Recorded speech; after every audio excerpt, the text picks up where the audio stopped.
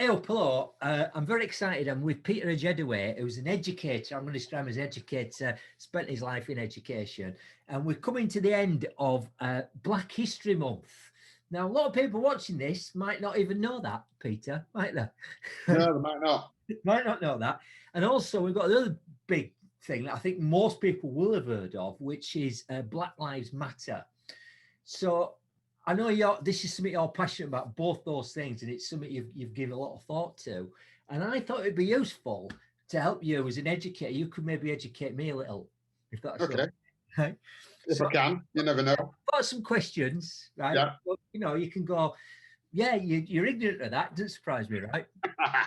I think the first time I became aware of not Black Lives Matter, obviously I saw what was going on in America, but in this country, when I say this country, I'm talking about UK, was when they pulled the statue down. Was it in Bristol?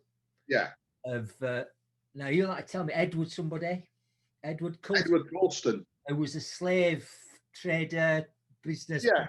Right. He became mayor of Bristol, put up hospitals and schools and all sorts of things. So my question to you then is, yeah, has that made a blind bit of difference, right? Because some people see it as active vandalism. For those of you who maybe don't know that much about Black Lives Matter in this part of the world, what would your opinion on that be? Well, again, you're talking about things like statues. Yeah. When they pull that statue down, yes, there was lots of media coverage and all sorts of things, which was fantastic. But it's a statue.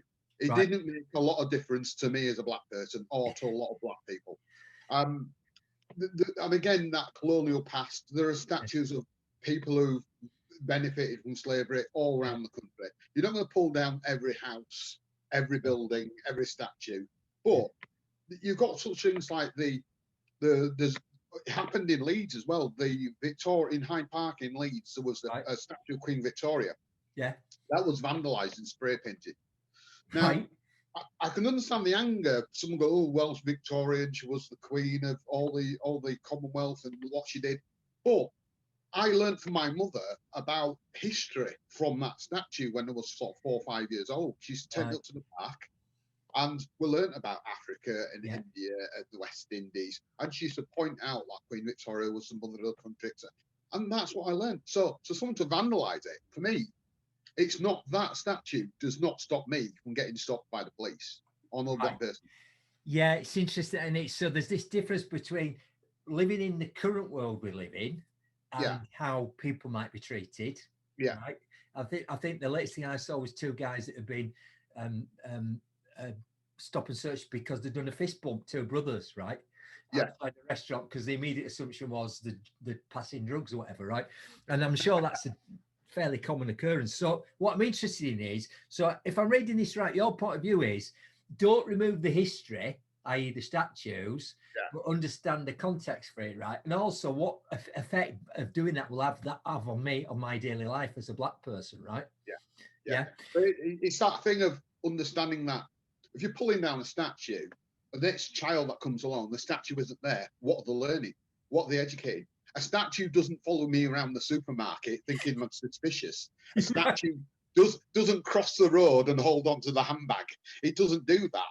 Yeah, People do that. Yeah, and I would also argue is that if we actually put that statue in context, actually being there, and we can say what it should represent, right? Yeah. She's our colonial history, right?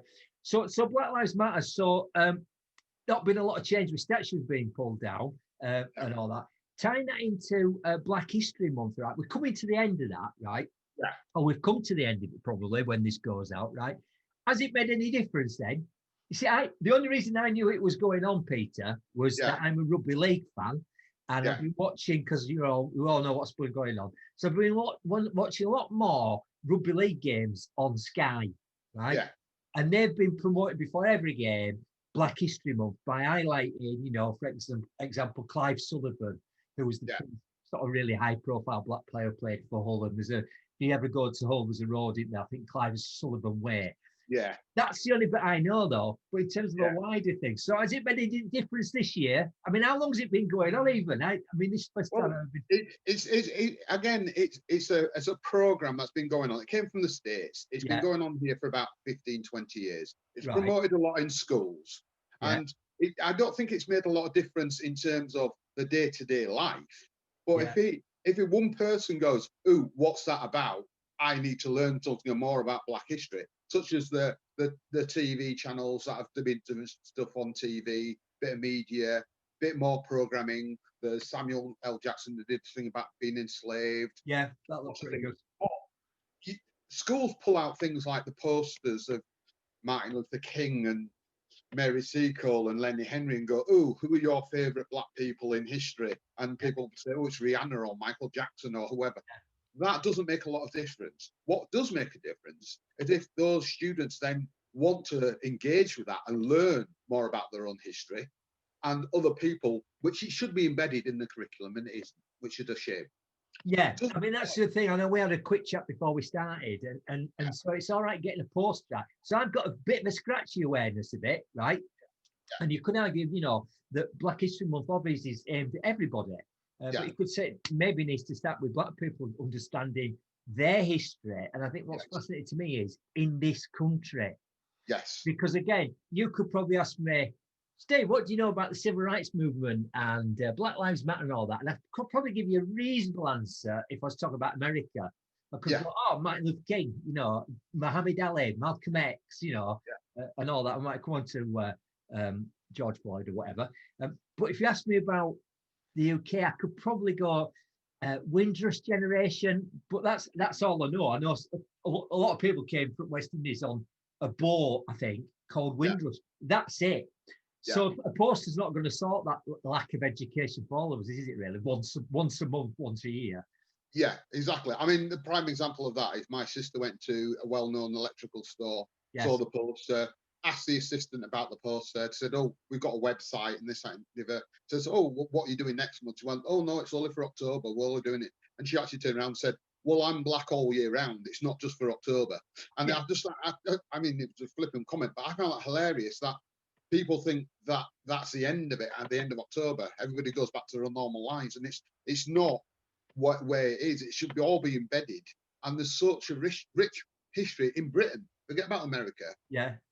In Britain, there's such a rich history. And like you said about Windrush, that's in 1948. Windrush, there have been thousands of years of Black history in Britain. Yeah, I mean, well before that. Yeah, I mean, Septimus Severus, the 3rd century Roman emperor who rebuilt Hadrian's Wall. Yeah. Right? Black guy. Right? Yeah. Right, yeah. Britain. St. George, patron saint of England. Yeah, George and the Dragon. Yeah. Right? Born in a place just outside now modern Turkey. Yeah. Black guy. Yeah. But it's a patron saint of England. And of course, you got the right wing that waved the St. George flag and that sort of thing. But ironic. So I mean, just before we move on, because conscious of time, right? So when we think about this, so your point of view, and I would agree with this, is doing something once a month a start, but we need to be embedded in the curriculum throughout the year for all of us. I was having a quick conversation before this. I better do some research with a younger person, right? Yeah. I asked my daughter Megan, who's 25. I said, I'm going to be doing this interview. What do you know? She said, she said, I don't know what it's like now, but I was at school. We did the classic. We did Tudors, First World War. Yeah. That was it, right? Yeah. And I'm going to have a guess here, Peter. I bet when they talked about the First World War, they probably didn't talk about Black soldiers, and they probably didn't know. Now, you're going to tell me there were probably a lot of Black soldiers, weren't there, from the UK. They would never get a mention in First World War, do they? No, there's a whole stream of history that's missing. It's hidden away. I mean, those soldiers from the Commonwealth, obviously in the First World War, there was the Commonwealth. There was 134,000 soldiers from India that fought in the war. Lots of soldiers from the Caribbean that fought in the First World War. There were again, you've got some things like in America, there was the Red Tails, who were very famous flying escort for the American bombers in the Second World War. They never get mentioned. It's all that thing about people think that it's the British Tommy was just the British Tommy.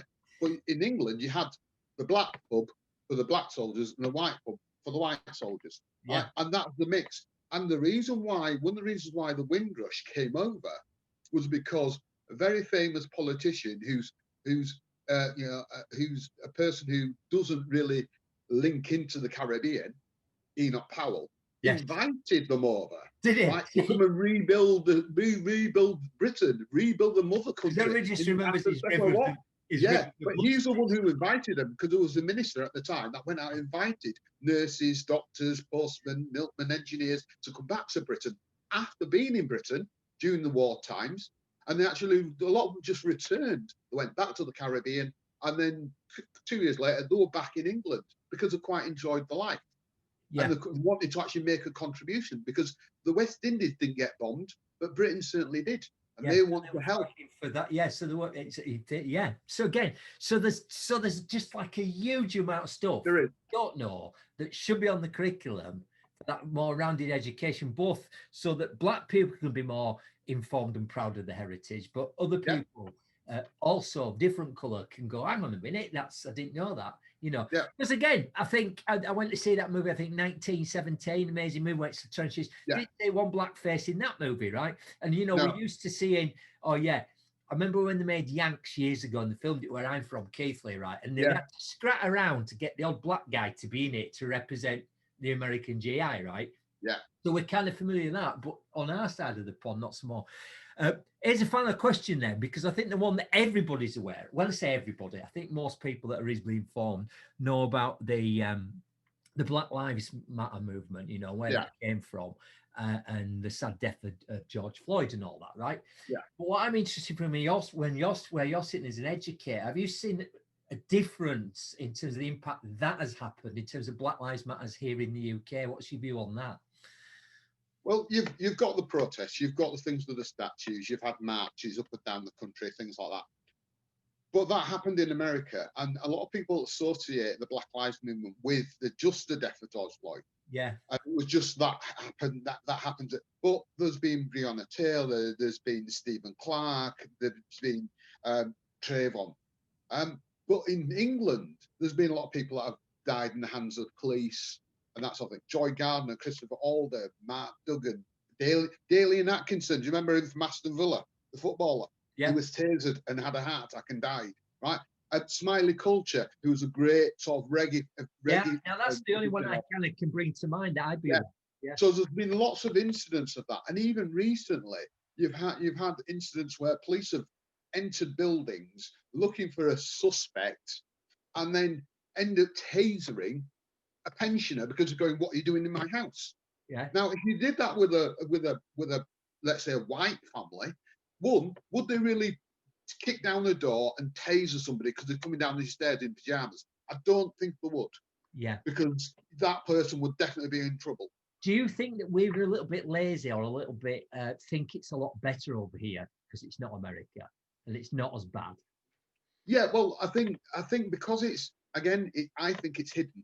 I think people think, well, policemen around here don't carry guns, they don't lean on people's necks. They do. Again, if you go online, you can see how it happened after George Floyd in England, in London. You got Olympic athletes who get stopped and searched, and they get dragged out of their cars because they with a baby in the car. Right? You got MPs, members of Parliament, who get stopped and searched and be told they're acting suspicious.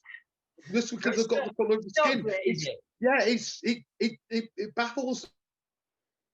Understanding of if you can actually get there, if you can actually understand it and just take the blinkers off for a minute and see what happens.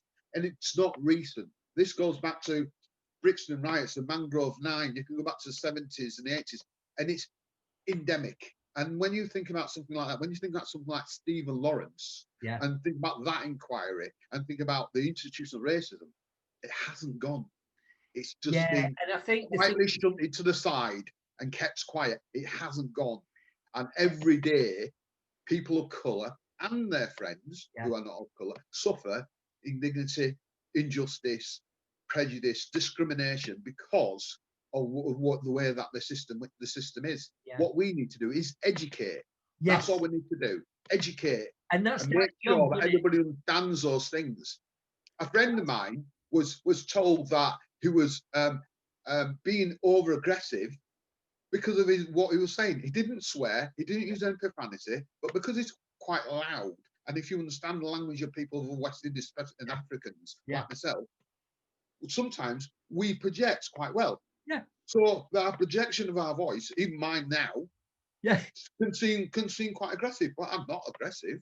No, I know, because I know. But because they perceive it as that, therefore you need to do it. I even taught a course to my staff at the college to actually let them understand their black and ethnic minority students. By the way, I'm black. I'm not BAME.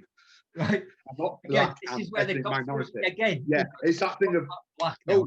you're black and a minority. Let's throw you all in the same thing. But yeah, educate the whole country to understand that we're not asking for anything more than anybody else. We're just asking you to understand. So it goes back to the history, the education, and the development. And there's the wonderful, rich diversity, the wonderful, rich innovations. To finish, you have to flip it the other way around, right? Yeah. So it's not about. It is about, yes, that people need to be treated the same, and we need to discrimination or rest. And you're quite right. That starts the younger we can educate better. But the flip side of that is to welcome, the food, the music, all the other rich stuff that again is part of educating everyone, isn't it? So both black people who maybe haven't got that connection with their past, but particularly white black, who go, look, this is a culture that we should celebrate. And I think it's easy to talk about, but we're very poor at doing all about it, aren't we? Yeah, I mean, we have the country's best West Indian and Caribbean publishers in Leeds, right? People Tree Press. And they're the writers, which I'm a minor part of. I've won numerous awards in literature. I mean, you've got people like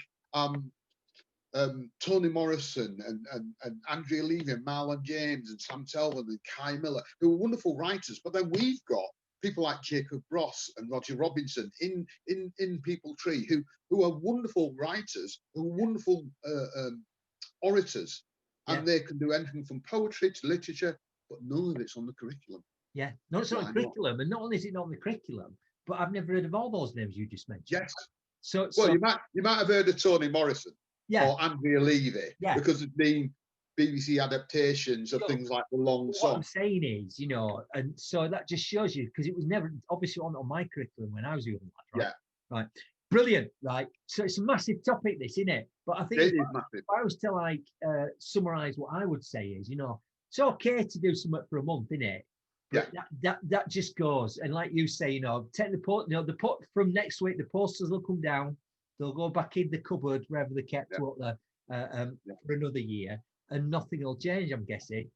Well, I'm campaigning at the minute. I'm putting together a research project to actually have a fully accredited Black history course, a British Black history course in further education, because at the minute all the Black history courses are postgraduate. So you can go and you can learn it. You can learn it in the school for a year or semester, and there's one or two companies out there doing it privately. But to actually get a fully accredited course, it's all at HE level, upper HE level. Yeah. But why isn't it? If you want to get there, there's no steps for you to get there. Yeah, and also surely that means you're going to be whatever age before you've been exposed to that, aren't you? Exactly. And where's the underpinning reading? Where's the underpinning understanding? Where's the analysis underpinning work behind that? If you're not doing it yourself, what college could you go? And institution could you go and learn? Right. So we're going to run out of time now. But here's the thing that the big light bulb for me is, right, when we talk about all of us getting around the Black Lives Matter movement, right? Yeah. And Black history and those two things kind of coming together. It's okay for rugby league players to kneel before a match, right? Yeah. But that's what would be more powerful is if all of us said, why isn't this in the curriculum? Why isn't this taught? Why aren't we educated from a young age in this? And then we would understand a bit more about that's why we kneel, rather than the other way around. In 5 years' time, they'll go, oh, there's a clip of some footballers or rugby players kneeling. Why were they doing that? No idea.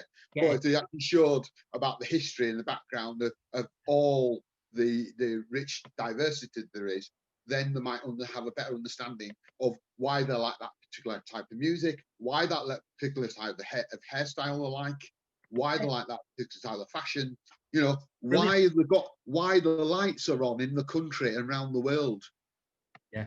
Howard Latimer invented the filament light bulb. Right, so it wasn't Einstein then. Einstein, no, that's the scientist. Edison. It was Edison. Edison, which No, is it was Edison's researcher. It yeah. was Edison's research. There's loads and loads of examples. I know there's so much. Yeah, I mean, brilliant. Fantastic. So let's keep educating, Peter. Yes, let's do. Thank you. It's all about the next one. Let's keep going. Thank you.